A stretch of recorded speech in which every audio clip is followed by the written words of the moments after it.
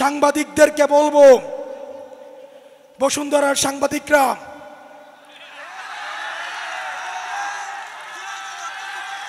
বসুন্ধরার সাংবাদিক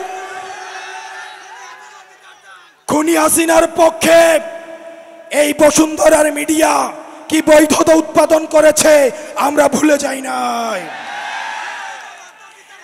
এই বসুন্ধরা গ্রুপের সাংবাদিকরা আবার নগ্ন হয়ে অপরাধের বৈধতা উৎপাদনের জন্য আবার নেমে পড়েছে, আবার আরেকটা ১১ ঘটাতে তারা ষড়যন্ত্র করছে। প্রিয় রাজশাহীবাসী, এই অভ্যুত্থানে যারা দাড়ি পাকাওয়ালা মানুষ কয়জন রক্ত দিয়েছে, আর যারা ছাত্র তরুণ তারা কয়জন রক্ত দিয়েছে, যারা সংস্কার কার্যক্রম বন্ধ করতে চান আপনাদের তরুণদের সাথে বসতে হবে, তাদেরকে জিজ্ঞেস করতে হবে যে তারা আর দাবেদারি করতে চায় কিনা। এই তরুণ সমাজ আর দালালি করতে চায় না, এই তরুণ সমাজ আর দালালি করতে চায় না, এই তরুণ সমাজ দাবেদার হতে চায় না, এই তরুণ সমাজ আর স্বৈরাচার হতে চায় না। সুতরাং যারা সংস্কারের বিরুদ্ধে অবস্থান নিয়েছেন আপনারা জেনে রাখুন, আপনারা এই তরুণ সমাজের বিরুদ্ধে অবস্থান নিয়েছেন, এই জাঞ্জির বিরুদ্ধে অবস্থান নিয়েছেন। দাড়ি পাকাওয়ালা মুরব্বীরা ফেল করেছে, বাবারা ফেল করেছে, তখন সন্তানেরা রাস্তায় নেমে এসেছে, বাবাদেরকে কাঁধে কাঁধ পেতে দিয়েছে রাস্তার মধ্যে যে আমি যাচ্ছি, আমার কাঁধে হাত দিয়ে দাঁড়াও। জেল থেকে বের হয়ে এসে কেঁদে কেঁদে বলে, আমার মাসুম বাচ্চারা,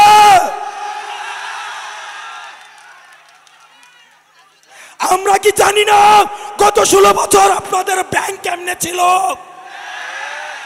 আপনাদের ব্যবসা কেমনে ছিল, আমরা সব জানি। কারে ভয় দেখান, আরে কারে ভয় দেখান, আমাদের হারানোর কিছুই নাই, আমাদের ব্যাংক নাই, আমাদের লুটপাটের ব্যাংক নাই যেটা আমরা হারাবো। আমাদের শুধু আছে ভালোবাসা মানুষের, আমরা সেটার জন্য রাস্তায় এসে আবার আমরা জীবন দিব। ডিসিএসপিদের বলছি, আপনারা যে ভালো ব্যবহার করছেন আমরা জানি, আপনারা চিপায় পড়ে আমাদের সাথে ভালো ব্যবহার করছেন।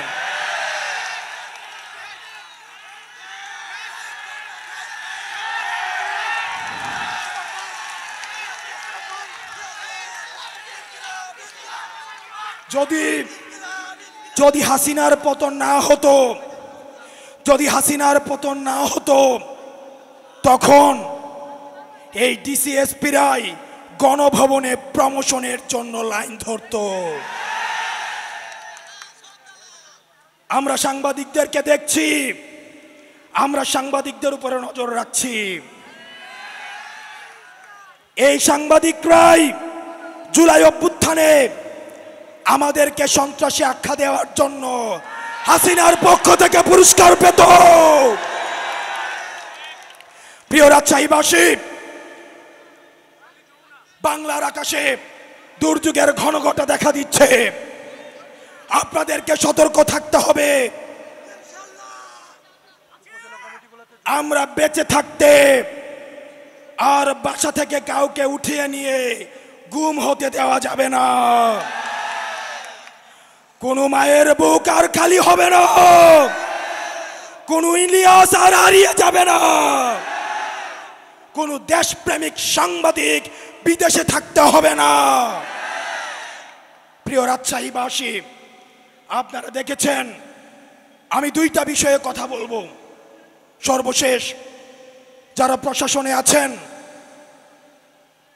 আপনারা যদি ভেবে থাকেন আপনারা ক্ষমতাপন্থী হবেন, আপনারা ভুল করছেন। ক্ষমতা ক্ষমতা আপনারা ভুলে যাবেন না যারা 16 বছরের ডিসিএসপিদের কি পরিণতি হয়েছে আপনারা ভুলে যাবেন না। এই দিন না, আরো দিন আছে।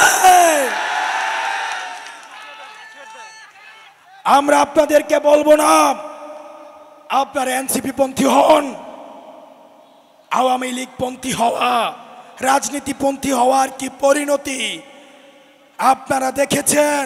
সীমান্ত পাড়ি দিয়ে ভারতে পালিয়ে যাওয়ার সুযোগ হয়েছে, ক্যান্টনমেন্টে পালিয়ে যাওয়ার সুযোগ হয়েছে।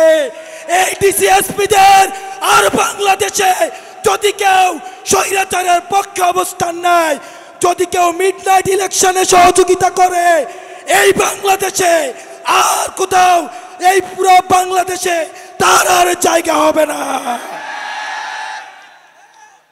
সাংবাদিকদেরকে বলবো, বসুন্ধরার সাংবাদিকরা,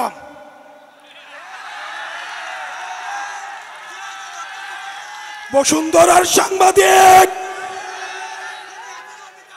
খুনি হাসিনার পক্ষে এই বসুন্ধরার মিডিয়া কি বৈধতা উৎপাদন করেছে আমরা ভুলে যাই নাই। এই বসুন্ধরা গ্রুপের সাংবাদিকরা আবার নগ্ন হয়ে অপরাধের বৈধতা উৎপাদনের জন্য আবার নেমে পেরেছে, আবার আরেকটা 11 ঘটাতে তারা ষড়যন্ত্র করছে। রাষ্ট্রের এজেন্সিরা যারা রয়েছেন, বাংলাদেশের যারা গোয়েন্দা সংস্থা আছেন, তারা জানে না বিদেশে বাংলাদেশের বিরুদ্ধে কি ষড়যন্ত্র হয়। তারা জানে না বাংলাদেশের সার্বভৌমত্ব ঝুঁকিতে ফেলার জন্য কি ষড়যন্ত্র হয়। তারা যেটা করে, তারা ক্যান্টনমেন্টে বসে বসে রাজনৈতিক দল খোলে, তারা এই দলের বিরুদ্ধে আরেকটা দলকে লাগিয়ে দেয়, তারা এক নেতার বিরুদ্ধে আরেক নেতাকে লাগিয়ে দেয়। আপনারা বাংলাদেশের গোয়েন্দা সংস্থা, আমরা আপনাদেরকেও দেখছি। আপনারা এখানে যারা রয়েছেন, সংস্কার না হওয়া পর্যন্ত আমরা ক্ষমতার জন্য আন্দোলন করি নাই। এই প্রজন্ম ব্যাট হাতে যেই ছেলেটা এসছে, সন্তানকে নিয়ে যেই মাটা এখানে এসছে, যেই ছেলেটা প্রাইভেট থেকে খাতা কলম নিয়ে স্লোগানে এসছে, তারা ক্ষমতার জন্য রাজপথে নামে না। সুতরাং সংস্কার ছাড়া, বিচার ছাড়া যদি পথ পরিবর্তনের কোনো চেষ্টা করা হয়, আমাদের বুকের উপর দিয়ে গুলি চালিয়ে যেতে হবে। আমরা নির্বাচন চাই, অবশ্যই চাই, তবে সেটা সংস্কার সহ, জুলাই ঘোষণাপত্র সহ। আপনারা সবাই ভালো থাকবেন। আবার দুর্যোগের ঘনঘটা দেখা যাচ্ছে, সেটার জন্য আপনারা প্রস্তুতি রাখুন। ইনকিলাব, ইনকিলাব, ইনকিলাব, ইনকিলাব। আসসালামু আলাইকুম ওয়া রাহমাতুল্লাহ।